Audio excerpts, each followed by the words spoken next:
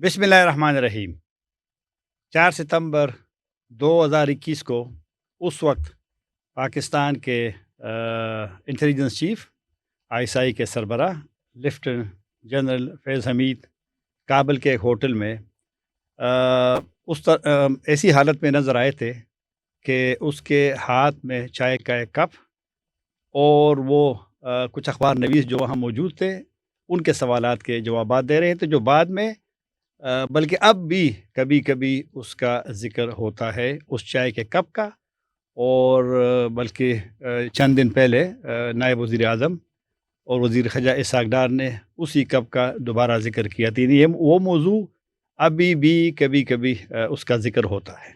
और उस चाय के कप जब उसमें लेफ्टिनेंट जनरल फैज़ हमीद रिटायर्ड नज़र आ रहे, उसके साथ एक और शख्सियत भी थे और वो उस वक्त काबुल में पाकिस्तान के सफ़ीर मंसूर अहमद ख़ान साहब थे। मंसूर अहमद ख़ान साहब मेरे साथ मौजूद हैं यहाँ पे स्टूडियो में। मंसूर अहमद ख़ान साहब सफ़ीर के अलावा इस वक्त साबिक़ सफ़ीर के अलावा इस वक्त BMU में जो सेंटर फॉर पॉलिसी रिसर्च है उसके डायरेक्टर है। बहुत शुक्रिया आपने वक्त दिया, क्योंकि इस मसले पे अभी भी लोगों की दिलचस्पी है और जब भी फैज़ हमीद का नाम आता है तो उसी कप का, और उसमें ज़्यादा मुस्कुरा आप रहे हैं।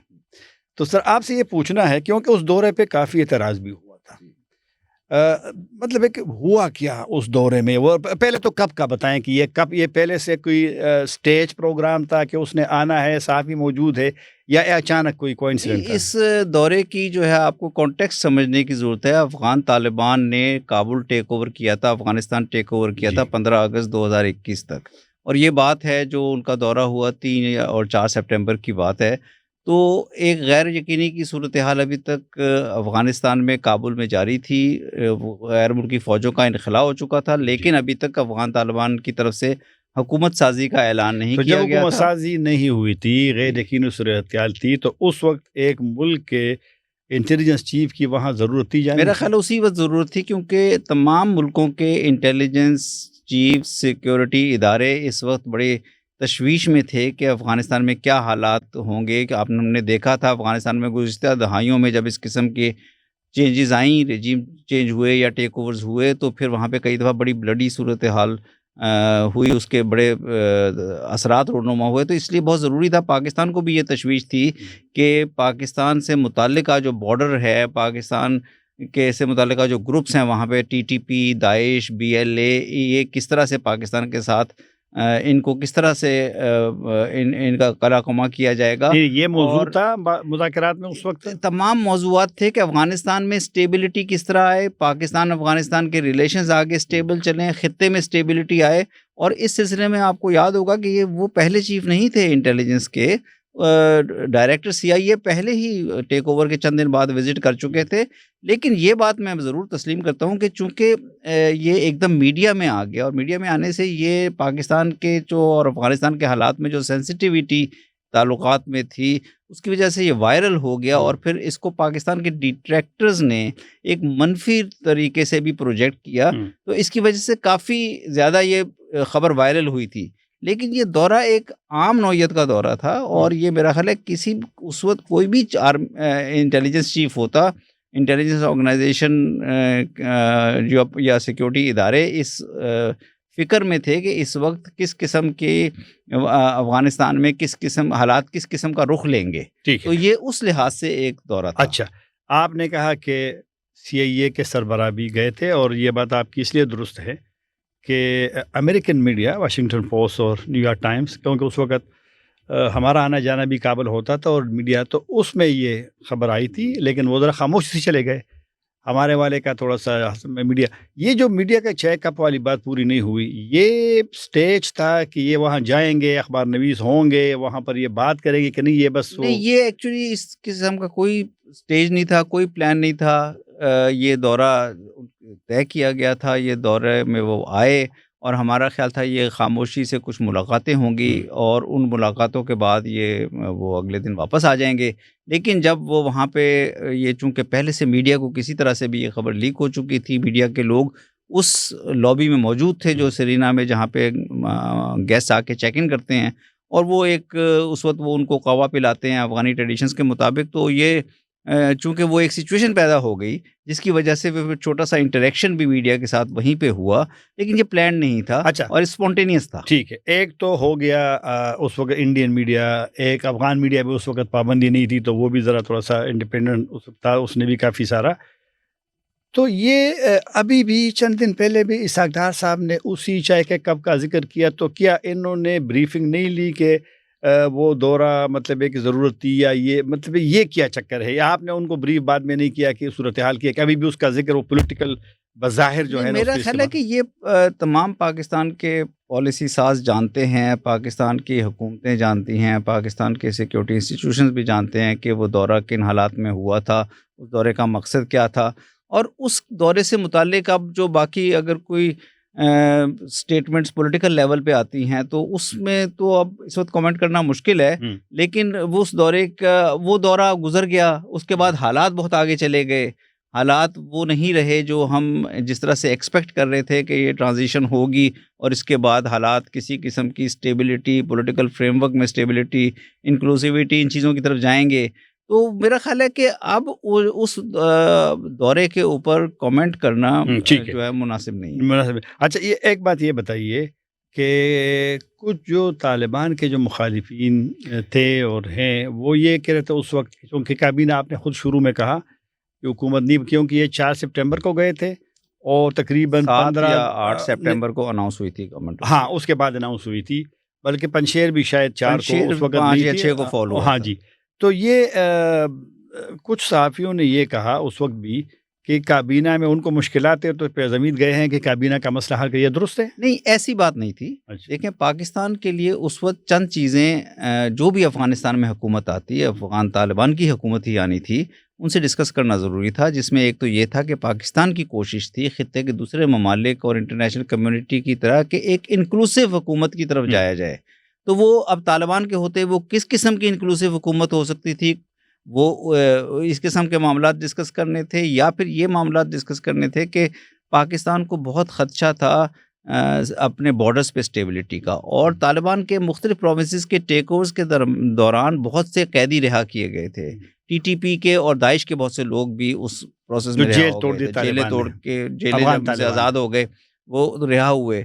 تو کس طرح ٹی ٹی پی کے ساتھ کو ہینڈل کرنے کے لیے پاکستان اور افغانستان کی جو حکومت آ رہی تھی اس میں کس قسم کا کوآپریشن ہوگا۔ پھر پنشیر میں بھی ہماری کوشش تھی کہ پنشیر چونکہ ابھی تک کا معاملہ طے نہیں ہوا تھا تو اس کو باہمی گفتگو کے ساتھ، ڈائیلاگ کے ساتھ، نیگوسیشن کے ساتھ طے کیا جائے۔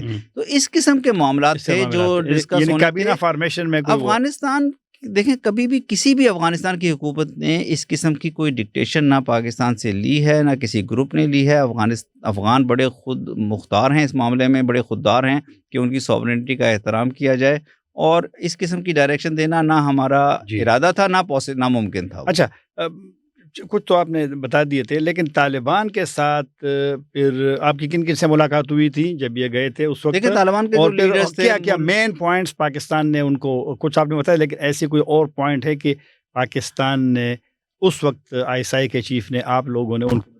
دیکھیں ملا برادر ہی اس وقت افغان طالبان کا فیس تھے جو دوحہ میں نیگوسیشن بھی کرتے رہے، ان کے ساتھ کچھ اور بھی ان کے جو نائب وزیر اعظم ہیں، ان کے جو کچھ اور بھی جو کمانڈرز وغیرہ ان کے ساتھ رہے طالبان کے، وہ لوگ تھے، اور ایک ان کے ساتھ ملاقات ہوئی ہم لوگوں کی، اور اس میں یہی معاملہ جو میں نے کہا ہے کہ پاکستان اور افغانستان کے تعلقات اور کس طرح اس وقت اس سچویشن کو سٹیبلٹی کی طرف لے کے آیا جائے، پنشیر کے معاملات ہیں، انٹرنیشنل کمیونٹی کے ساتھ افغانستان کس طرح انگیج کرے گا، یہ سارے معاملات ہی ڈسکس ہوئے، اور ایسے کوئی معاملات نہیں تھے جس میں کوئی پاکستان وہاں پہ کسی قسم کی کہ رجیم کو شیپ دینے کی کوشش کر رہا ہو۔ میں آپ سے بات کر رہا ہوں یہاں لاہور میں آپ کی یونیورسٹی کے اسٹوڈیو میں، تو آپ تعلقات کو کیسے دیکھتے ہیں؟ جب ہم بات کر رہے ہیں تو کچھ رپورٹس بھی ہے کہ جی کوئی ڈرون حملے ہوئے ہیں اور TTP کا مسئلہ اسی طرح ہے۔ میرا خیال ہے تعلقات میں بنیادی چیز یہ ہے کہ تعلقات کے اندر بہت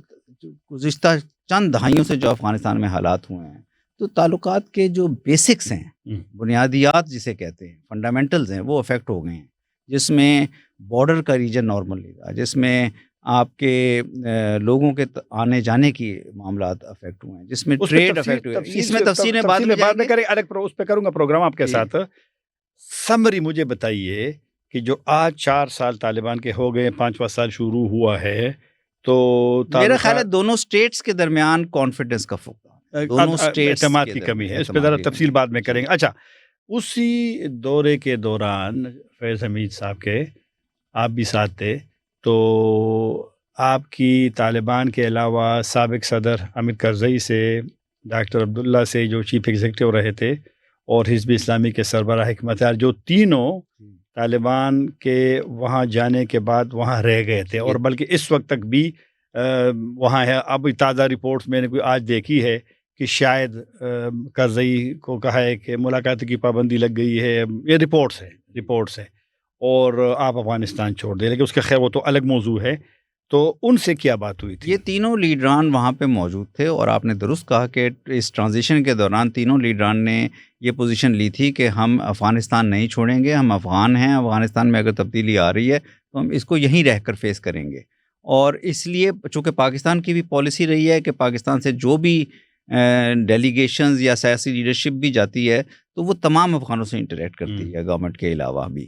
تو ہم نے، اور اس وقت گورنمنٹ تو کوئی تھی نہیں، لیکن پھر بھی طالبان کے علاوہ ہم نے ان سے بھی انٹریکشن کیا اور ان سے بات چیت ہوئی. اور یہ پاکستان کی پالیسی ہے، ابھی بھی میرا خیال یہی پالیسی ہے کہ پاکستان افغانستان میں حکومت کے علاوہ جو دیگر افغان عمائدین ہیں، دیگر افغان لیڈران ہیں، ان کے ساتھ بھی روابط رکھے. اور میرا خیال یہ بہت امپورٹنٹ ہے، اس میں کوئی حرج نہیں ہے. اسی پالیسی کے تحت ان سے میٹنگز ہوئی، اور یہی بات ہوئی کہ اب افغانستان کی سٹیبلٹی، افغانستان کے فیوچر کو اس ڈیولپمنٹ کے بعد، طالبان کے ٹیک اوور کے بعد کس طرح دیکھتے ہیں، اور کس طرح میوچلی پاکستان اور افغانستان کوشش کر سکتے ہیں کہ حالات سٹیبلٹی کی طرف جائیں. ٹھیک ہے، ایک مختصر سا اگر مجھے آپ جواب دے دیں اوورال، کہ کرزئی صاحب کی بات آپ کو کر لیتا ہوں کہ وہ 2 مرتبہ منتخب ہوئے، اس سے پہلے انٹرم لیڈر تھے. تو اکثر وہ شکایت کرتے تھے کہ میں 21 مرتبہ پاکستان گیا ہوں، لیکن پھر بھی پاکستان سے خوش نہیں تھے کہ جی وہ دوروں کے باوجود. اور مجھے یاد ہے جب سپٹمبر غالباً 14 تھی 2014 میں، جب وہ ہینڈ اوور کر رہے تھے جو پاور ہے اشرف غنی صاحب کو، تو اس نے 2 ممالک سے گلے کیے تھے. ایک پاکستان، ان کے بقول کہ انہوں نے ہمارے ساتھ امن مذاکرات میں مدد نہیں کی، اور پھر امریکہ کے ساتھ بھی تقریباً ادھی. تو پھر حکمت یار کے بھی ممکن ہے کچھ نہ کچھ شکایت ہوں گے. ڈاکٹر عبداللہ تو ذرا دھیمے انداز میں چلنے والے لیڈر ہے، تو انہوں نے کچھ مختصر بتائے شکایت کی تھی پاکستان کی پالیسیوں پہ، گلے میرا شکوے خیال ہے کہ ویسے. اس موقع پہ تمام جو یہ لیڈران تھے، حالانکہ یہ جو آپ بات کر رہے ہیں یہ ایک جنرل ٹرینڈ ہے، جنرل تعلقات کی ہماری پاکستان اور افغانستان کی نوعیت ایسی ہے کہ افغانستان اور پاکستان دونوں کو ایک دوسرے سے کچھ شکایات بھی رہتی ہیں قریبی تعلقات کے باوجود، اور اسی وجہ سے اعتماد کا فقدان یا ہے اور اعتماد سازی کی ضرورت ہے. لیکن اس موقع پر میں اس بات کا گواہ ہوں کہ جو بھی بات چیت ہوئی اس کا لب لباب یہ تھا کہ ایک بہت بڑی ڈیولپمنٹ ہو چکی ہے. اب طالبان دوبارہ افغانستان میں آ کے ٹیک اوور کر چکے ہیں. اب جو ہے ماضی کی باتوں کو ہم ٹھیک ہے بھول تو نہیں سکتے، لیکن ماضی کی باتوں سے لرن کرتے ہوئے افغانستان کو سٹیبلٹی کی طرف کس طرح لے جایا جا سکتا ہے. اور پھر چونکہ یہ لیڈران طالبان سے تعلق نہیں رکھتے تو ان کے لیے انکلوسیوٹی بہت امپورٹنٹ ہے، ان کے لیے ہیومن رائٹس اور ایجوکیشن کی امپورٹنس افغانستان میں بہت زیادہ ہے. ان کے لیے کاؤنٹر ٹیررزم میں افغانستان کا کیا رول ہوتا ہے، کیونکہ طالبان کے آنے کے بعد اس قسم کے خدشات بھی تھے کہ یہ گروپس جو ہیں ان کو افغانستان میں فروغ نہ ملے. تو ان ایشوز کے اوپر انہوں نے بھی بات کی جی. لیکن میرا خیال ہے اوور آل میں یہ سمجھتا ہوں کہ ان کا بھی فوکس جو ہے اسٹیبلٹی کی طرف. اچھا منصور صاحب، جب طالبان وہاں اندر چلے گئے تھے کابل میں، کابل کنٹرول کر دیا تھا، اسی دن تقریباً طالبان کے مخالفین سینئر لیڈرز اور کافی سارے بلکہ اس میں نان پشتون زیادہ لیڈرز تھے، جمعیت کے لوگ تھے، دوستم کے لوگ تھے، باقی ہزارس تھے، تو وہ پاکستان آئے، اسلام آباد آئے. اور بلکہ میں نے سنا تھا، آپ بتا دیں گے کہ وہ اسپیشل طیارے میں آئے ہیں اور پاکستان نے اس کو آرگنائز کیا تھا. تو یہ کیا چکر تھا کہ ادھر طالبان سے مذاکرات کے لیے چند دن پہلے اور پھر 15 کو جب طالبان انٹر ہوئے تو آپ لوگوں نے ان کو اس کا بھی بالکل اس کو بیک گراؤنڈ میں دیکھنے کی ضرورت ہے.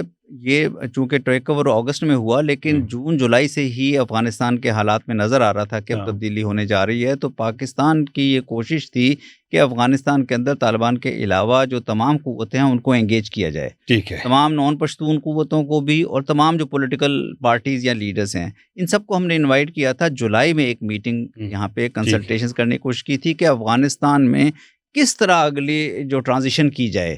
اور لیکن بہت سے لوگ آنے پہ رضامند تھے، لیکن پھر پریزیڈنٹ اشرف غنی کی طرف سے ان کو پاکستان جانے کی اجازت نہیں دی گئی تھی، اور اس کی وجہ سے پھر کافی پاکستان اور افغانستان میں تاشقند میں جب میرا خیال ایک ریجنل کانفرنس تھی، اس پہ former prime minister Imran Khan اور اشرف غنی صاحب کی ملاقات بھی ہوئی.